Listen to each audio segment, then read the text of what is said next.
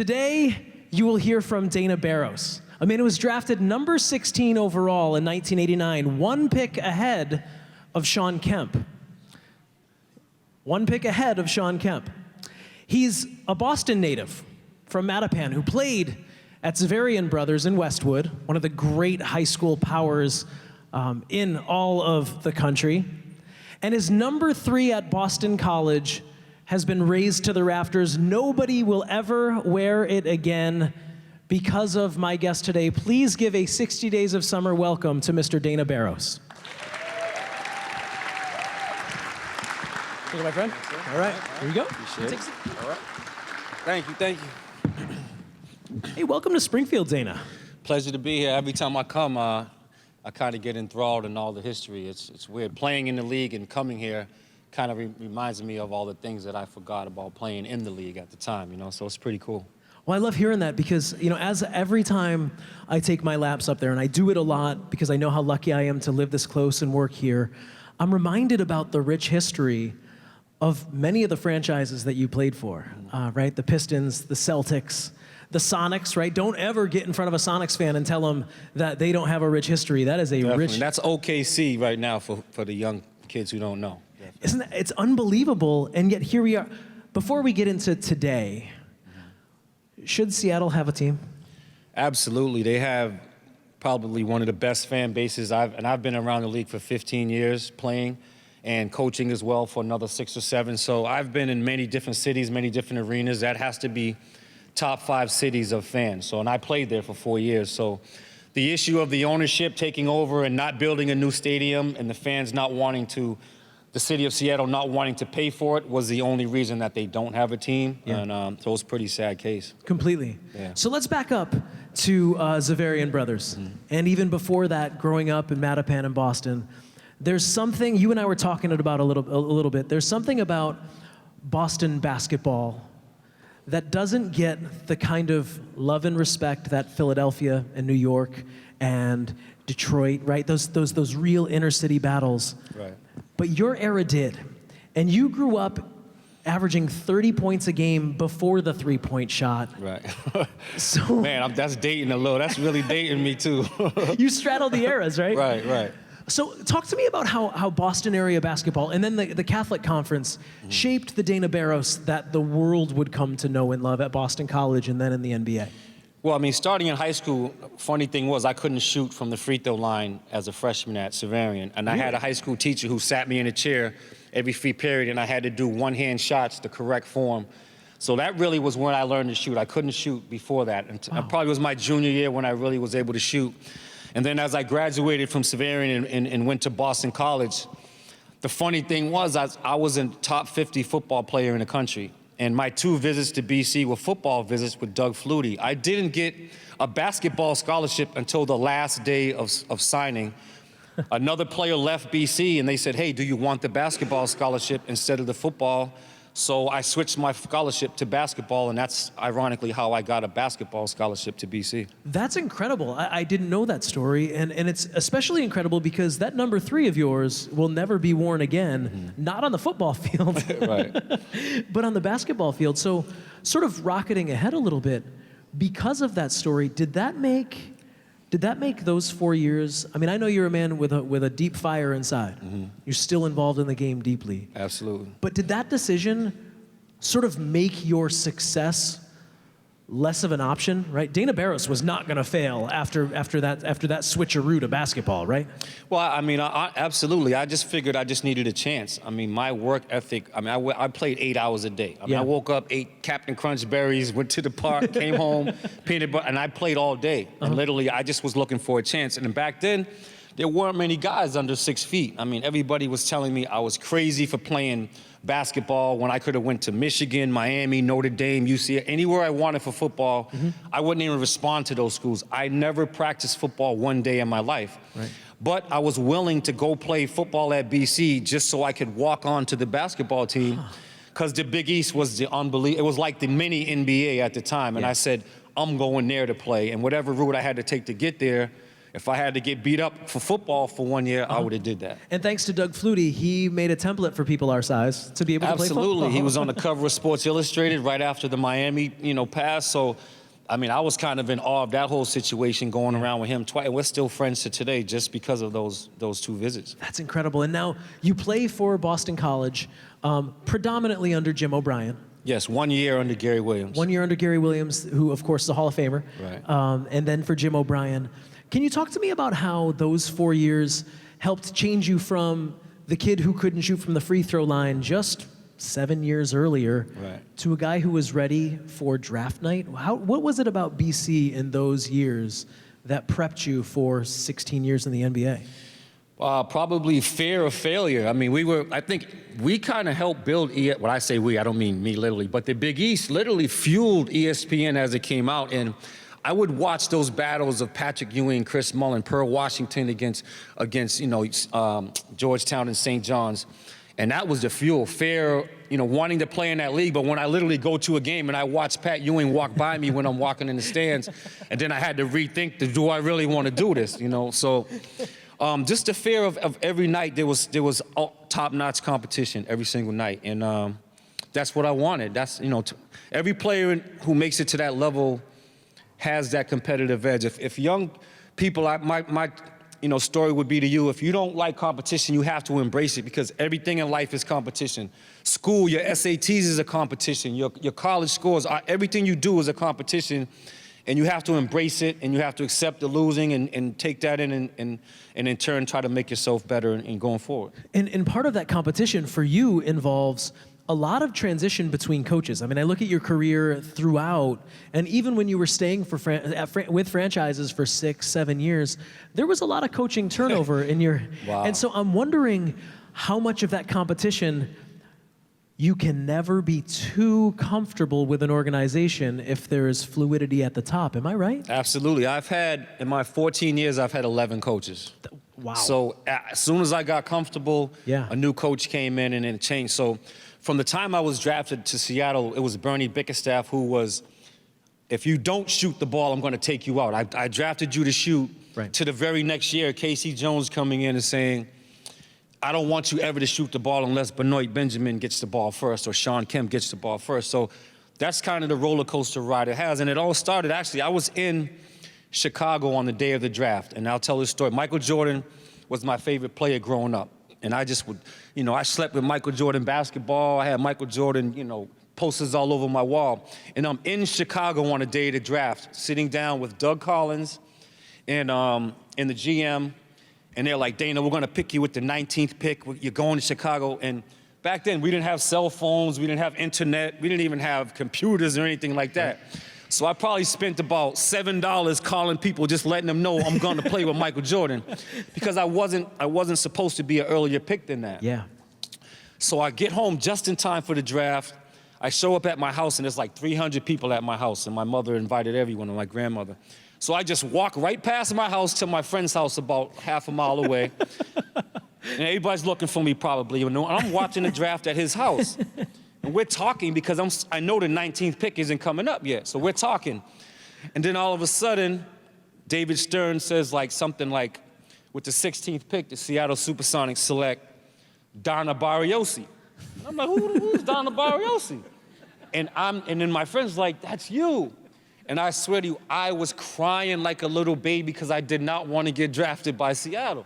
I wanted to play with Michael Jordan, right? So it took me a good 2 hours before I accepted being drafted by Seattle. And in hindsight, the guy they drafted was B.J. Armstrong, and he won 6 rings, man. So, it was just 2 picks away. That would have been a different story. Anything you want to say to him?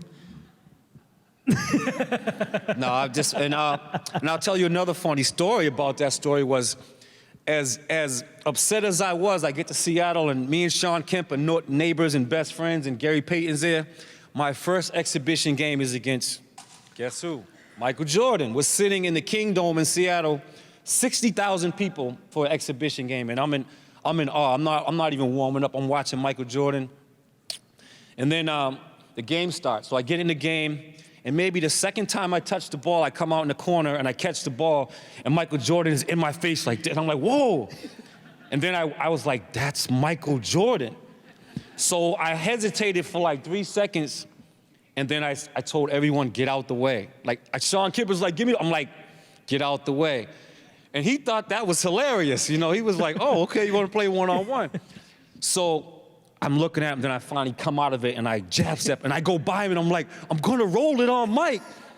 And this big black hand just came out of nowhere and slapped the ball like 15 rows into the stands. And it was funny because he put his arm around me. He said, I like that little man. And from that day, he was always cordial, came up to me. And I say that story because I want to tell young kids, when you want to do something or you want to be something, and you prepare for that moment time after time, you think about it, you grow up. When I got to that moment, there was nothing else in the world I wanted to do other than to play one-on-one with Michael Jordan. Because you can't be afraid of that moment. You know what I mean? So win, lose, or draw, you got to embrace that, and you got to say, this is what I want, and I'm here now. Let's go and enjoy it, you know? Yeah, absolutely. It's a great story. Yeah, fun. Before the 1993 season, you had a really unique week. Traded twice in 3 days. Right. First to Charlotte, and then to Philadelphia. And it all works out. We'll get to the Philadelphia moment, those years, which were really Dana Barros' coming out party in the NBA in Philadelphia. But in that week, what was that like? Was that the first time you realized that this business does not care about Donna Barriosi? Absolutely. I mean, I've seen guys get traded from day one. I've seen guys be in a warm-up line on one team and get traded to the other team during the game, you know what I mean, or before the game. So I actually asked for a trade initially, and I said, you can trade me anywhere. I was playing behind Gary Payton, who was a Hall of Famer, and I was coming up to the 5th year of my original rookie contract, and I really hadn't played. I was second team or third team all rookie, and then Gary came in and a new coach, and the whole system changed. So I had to find out, can I play at this level? It was really a kind of situation where I was worried about my career. Right. So I went and I asked for a trade, and they said, we'll try to trade you if we can. So then they traded me to Charlotte, so I'm like, oh, great, now I'm going from Gary Payton to Muggsy Bogues. I'm sitting behind Muggsy Bogues now. Yeah. But my agent told me that I was absolutely not gonna stay. He didn't know where I was going, so man, I must have practiced, 10. I was so prepared for wherever I went at that moment because I was waiting for that time to have my chance, and I didn't want to blow that opportunity. So that summer, I lived with a basketball, slept with a basketball, and ate basketballs. How did Philadelphia, because Philadelphia, I mean, your minutes skyrocket, your points skyrocket, you win most improved player in the NBA, which really, as a guy who watched you play, wasn't about you improving. It was about you being on the court and getting the chance, getting the reps. You're an all-star in Philadelphia. What was it about the Sixers at that time frame with that roster, with that system, that allowed Dana Barros to become the all-star? Well, I mean, I had a coach, again, this was my 7th or 8th year and my 6th coach, so I had a new coach. They drafted a point guard who was, I think, 15th or 14th in the draft. So I knew that I really it wasn't really my team, and I was coming there again. So it was kind of just the same old thing. I just got to show, and at that time, again, no small guys in the league, so it was always looked upon me as a negative everywhere I went, and I had to always fight my way out of that. So I look forward to that opportunity. I love being on the road playing in front of the crowd who's against you. Like, I love that. That's why I'm here today. If I shied away from those moments, being my size, always told I was too small to play, you can't. So I look for those opportunities, right. You know what I mean? So it was that opportunity I had been waiting for, and in my mind, I better had, take advantage of that. It's interesting because when you think about guys who profile like you do as your size, you, Allen Iverson, obviously, Nate Robinson, who makes us look big. Right. He's about 5'6". Yeah. Spud Webb, 5'6", 5'7". Yeah. There's always that. You need to want to drive to contact, right? Because your whole life you've grown up being literally shoved by the big dudes on the court, right? Right. So I love that. I love that. That's everywhere you went. You have to make that. You have to make that consolation. So now here's one of my favorite parts, because after this next question, I've only got 3 questions left. After this next question, I'm going to ask if any of you would like to ask Dana Barros a question. And if you do, if there's something I haven't asked yet that you've always wanted to ask him, you're going to get a chance to do that. You raise your hand, one of the great Hoop Hall staffers will come through and select a handful of you. They'll put you in a line to our right, your left, and you'll get that opportunity. So start ruminating, start thinking about something that you'd like to ask Dana Barros. So finally we arrive at the part of your career that Celtic fans love the most, right? You get the chance to be a free agent and you choose the Boston Celtics. As a Boston guy, I have to ask you, was this always in the cards for you, or was it difficult to negotiate with a team that you just really wanted to play for anyway? Well, it was weird. I mean, I was literally in Washington, and I was going to sign with they were the Bullets then. I was going to sign with the Washington Bullets. Were you? Chris Webber and Juwan Howard. I was there, and I left Washington, and I went back to Philly, and my agent at the time just said, hey, I'm just going to call the Celtics and tell them you're getting ready to sign with Washington, just to see what they're going to say. Yeah. So my agent calls ML, and ML's like, oh, wait, don't sign yet. So we were like, okay, whatever. You know, I didn't think it was a big deal. And literally, he called back an hour later and just made the offer, which was better than the Washington offer. And I was looking at my agent like, what just happened? Like, we were just kind of jokingly saying, let's just throw it out there and see what happens, because I did want to play at home.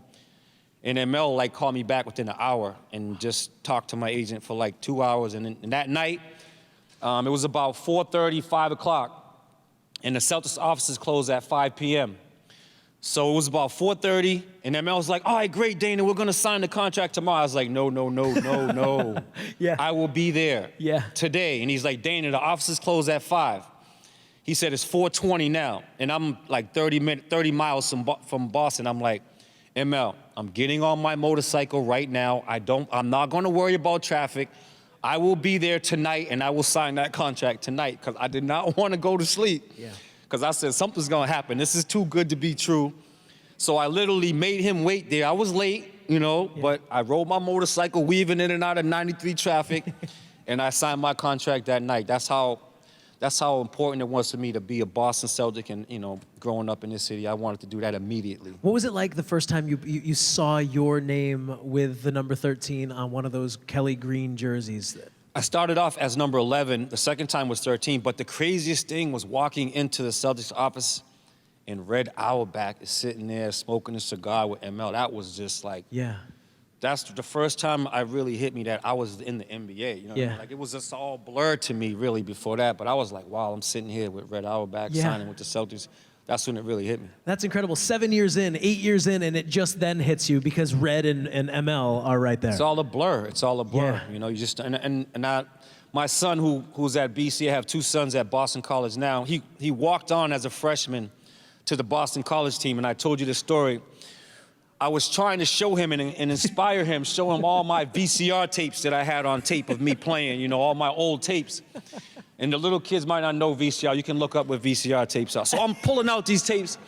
I mean, I had 60 points and 50, no three-point line. I'm like, look at this, son, and I'm proud. And he just looks right at me. He's like, Dad, turn the tape off. And I'm like, what are you talking about? I had 67 points. He's like, Dad, your shorts are so little, I can't even look at you. You know what I mean? Because back then we had the mini shorts on, and he was like, I can't even watch this, Dad. Turn it off. So that was kind of an eye-awakening moment for me. Of all the fashion mistakes we made, that might be the worst sin possible, right? Do you have any questions for Dana Barros? Raise your hand right now. One of the great Hoop Hall staffers will come through and select a handful of you. Dana, you went from ML to Rick Pitino, and we talk about transitions. We talk about transitions from coaching styles. I can't think of a coaching style 180 greater than ML Carr to Rick Pitino. Am I right? Absolutely right. I mean, ML was probably the most positive guy I've ever been around in basketball. I've never heard ML say a swear in my life, and I've known him for 30 years. And then we went from that, and Rick Pitino was literally just a screaming machine to, vulgar. It was just the total opposite. And the funny thing was, I loved the style of play. You know, he was probably the best X and O coach I've ever had. Like Really? literally, him and George Carl were two of the greatest minds I've ever been coached by. But man, it took me a while to just have the block out ears, you know, and that's kind of what you have to have in the NBA. Is that why? Is that why there was so much turnover with the roster? Because like you needed people who were used to that. We saw for Celtic fans of a certain age, you might remember the number of Kentucky guys who ended up on that roster, right? Twan and Delk and all of them. Chauncey McCarty, Billups. Chauncey, yeah. yeah. We had 35 players in a 2-year period go 35. through the roster, so yeah.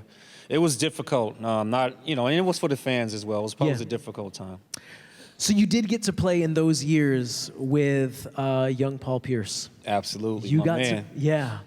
Is there anything? I mean, Paul's legacy is etched in stone, like yours. But I'm always, whenever I get a chance to talk to someone who was there to mentor a future Hall of Famer, like Paul will be, he'll be up there not too long. Right. What is the one thing about Paul Pierce you wished people talked about more? Just the guy was there every day. You know what I mean? Like I remember playing in New York. He got his 2 front teeth totally knocked out, and he just shoved them back up into his mouth, and he clenched his teeth together, and he just played the rest of the game. Like, people don't see that side of him, you know what I mean? And I think he was kind of clown sometimes. He put the tape on his head in the play. He did clown stuff sometimes, but man, I love going to battle with him. He just, you know, he had that chip on his shoulder because he was drafted 10th, I think it was as well. And he was kind of my rook. And probably the biggest, the most inspiring thing I can say about Paul is I was on the team during the incident that he had. And he was probably my best friend at that time. And I wasn't there. I had family and stuff. Right. You know, I wasn't hangout guy. So, and I remember the incident, and I remember he could have easily said, I got to get traded. I don't want to be, like, he could have easily, and he was asked several times, and he was like, absolutely not. I'm not, I want to be here. I want to be a Boston Celtic, and I'm not running from anything. I just want to make it happen here. So that, to me, being with him every day, traveling, seeing him go through that, and how he just was just strong-minded and willed about being a Celtic, that was impressive to me.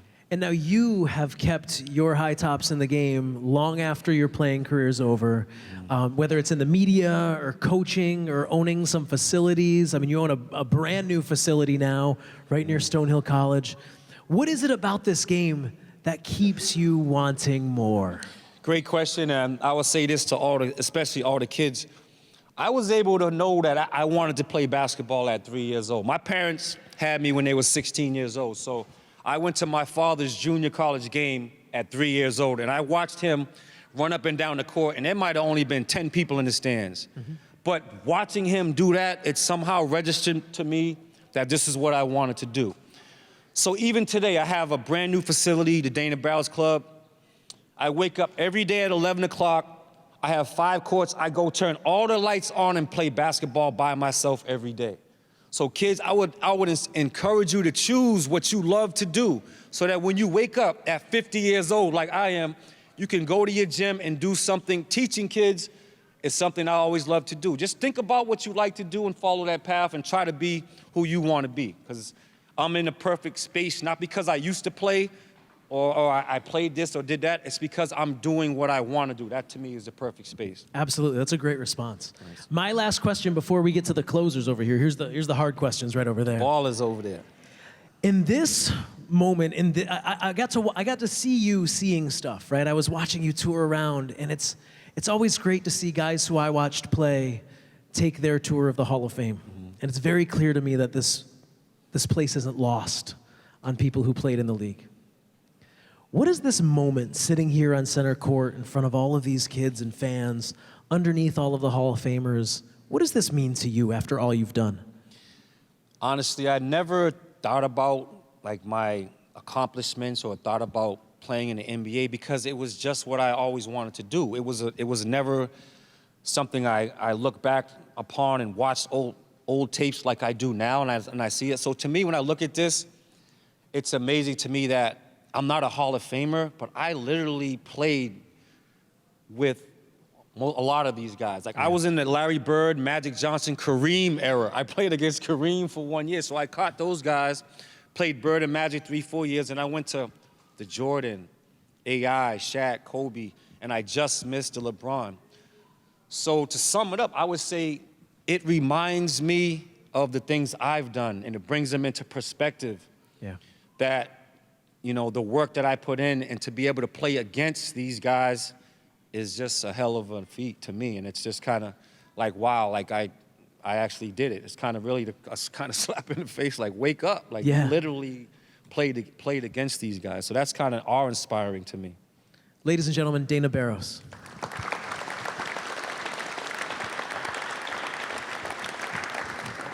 So now my favorite part. Yeah, come on in, bring it in, James. I only have 2 rules, suggestions, requests for the people asking questions. 1, you let me hold the microphone, and 2, you introduce yourself to Dana before you ask your question. All right, go right ahead, bud. I am Sean Chifunde, and I am 10 years old. And my question is, was it hard being a great shooter and you're 5'11", going up against, it was like the era of like the big men? Mm-hmm. And do you think you kind of helped start in the three-point revolution? And what is? Wow, great question. I mean, I know Reggie Miller, and there was another guy, Drazen Petrovic. Reggie Miller was someone that really inspired me in terms of that. So I would give him a lot of the credit. But I wouldn't say that I was one of the pioneers, but I was one of the guys that when it first started, I was one of those guys taking shots 5 feet behind the line, you know. And I would be, if I didn't make it, I would be yanked out at that time because that wasn't the style. So that is a great question because the year I had the most three-pointers, I took 4 three-pointers a game. I attempted 4. I think Steph Curry averages 12 a game or 11 a game. So that's a great question because the game has totally changed. And if I was playing now, man, I would be in a whole different space, bro. So I appreciate it. Great question. Thank you very much. And for a while, you held that record for most consecutive 21 games. years, but that's because it was still a big man's game until Allen Iverson kind of really started changing that to where he took the culture of the basketball over. You know? Right, right. Hello, Mr. Barros. My name is Pablo de la Guardia. I'm from Spain. And my question is, as a successful college player, what advice would you give a young college player that's trying to achieve something that you do? And what is the hardest challenge you overcame as a college player? Great question. The difference between high school and college is unbelievable. And then the difference between college and the pros is even more unbelievable. So to me, I would tell, how tall are you? 6'4", 6'5"? 6'4". I would tell every player, if you're 6'9", 6'10", or 6'1", learn how to do all 3 fundamentals of the game. Dribble, pass, and shoot. Shooting, to me, is the great equalizer. You watch teams that aren't as good as great teams, if they have great shooters, that will be an equalizer to even them up with the other team. That's why the three-point shot is so prominent. So I would tell you, if you get to be 6'10", I would still tell you the same thing. Work on your ball handling, shooting, and dribbling. Especially ball handling and shooting, all right? It's the great equalizer, and if you're not as, you know, everyone isn't, you know, blessed athletically, but shooting the basketball is the thing. And I'll say this real quick. If kids look up, what's his name? Man, he's like coming around the league. A guy from Massachusetts that my son played against. He wasn't even recruited in high school heavily. He put a video on YouTube. He took 100 threes, recorded it, and put it on YouTube. He made 89 threes. And he got letters from every major college within the next 30 days because every real coach knows, and especially in college, that is the great equalizer. Wow. So, you know, ball handling and shooting to me is the most important thing. All right. Excellent question. Yeah, good luck. 6'6" is a guard. Yeah. 6'6" is a guard. And what happens to 6'6" guys in high school is they play inside and the coach tells them they're soft if they go outside because they should be inside banging, and then they get to college and they have no perimeter experience because they're too small to play in college. I'm Samuel, and I'm How you doing, Sam? It's all right, man. My question is, what was your favorite team playing on? Oh, wow, great question. My favorite team to play on was the Seattle Supersonics. And I say that not because I had the most success there, because we won 50 games a year, 50 to 55 games a year. And I got to play with 2 Hall of Famers in Sean Kemp and Gary Payton. So I would put those years over my successful years. I mean, I would rather win than have accolades. So that to me was the most fun, just going to the playoffs every year. And Seattle is, again, man, I just feel so terrible about that city, man. You know, the history is almost gone. Thank you very much, buddy. Great question. All right, hey, bud, how's it going? I'm Vance, and I'm 13. What's up, Vance? My question was, who's your favorite player to play with, or who was, and why? Oh, wow, great question. My favorite player to play with was, and if young guys don't know, it would be Sean Kemp, and he said his name earlier. If you go watch, his nickname is the Rain Man. All you have to do is type in Rain Man on YouTube, and you will see a 6'10" guy who did just exactly what I said, who would get the rebound at 6'10", average 12 rebounds a game, go behind his back, between his leg, coast to coast, cock the ball back here and dunk. The most unbelievable athlete I've seen in the NBA, Sean Kemp, and Paul Pierce is also one of my favorite players to play with. Thank you. All right. Thanks, Vance. Sean Kemp, we need to say that name more often. That was, I mean, what he did in those 4 or 5 years when he was at his prime is just unbelievable. Yeah, definitely. My name is Alton, and What's up, I'm Alton? 12 years old. I'm from the Maryland area, and my question is, going back to draft night, would you consider going to LA? Because as you said, you were playing in the Kareem Abdul-Jabbar era, so that was my question. Sure. I mean, honestly, the story about I did literally cry. That was a true story about not going to Chicago, but I wasn't that mad. I kind of exaggerated the mad. I would go anywhere, you know what I mean, to play.